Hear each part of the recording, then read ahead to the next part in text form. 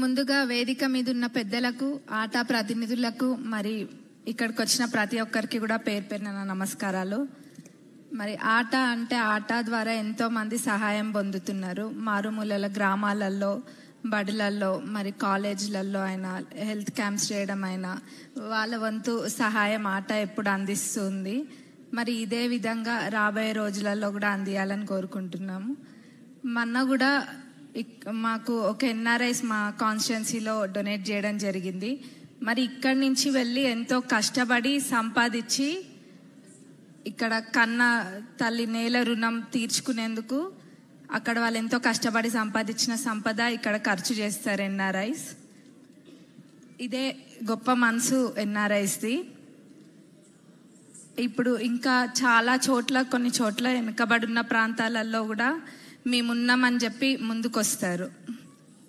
మరి ఇలాంటి కార్యక్రమాలు చేస్తున్నందుకు మీ అందరికీ కూడా మా ధన్యవాదాలు.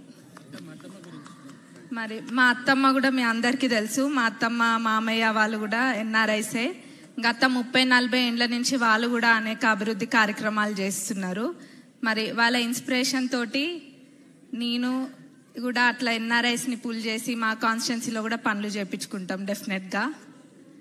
మరి మా మామయ్య కార్డియాలజిస్ట్, అత్తమ్మనేమో వేటా, ఉమెన్ ఎంపవర్మెంట్ తెలుగు అసోసియేషన్.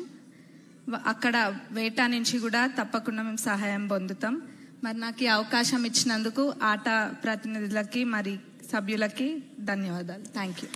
మామూలుగా మేము సినిమా వాళ్ళం ప్రతి ముందుకు ఒక టైటిల్ పెట్టుకుంటాం. అలాగా ఇట్లా పాలిటిక్స్ లో ఈ మధ్య మాట్లాడాలంటే సెన్సేషనల్ ఎమ్మెల్యే అని చెప్పచ్చు.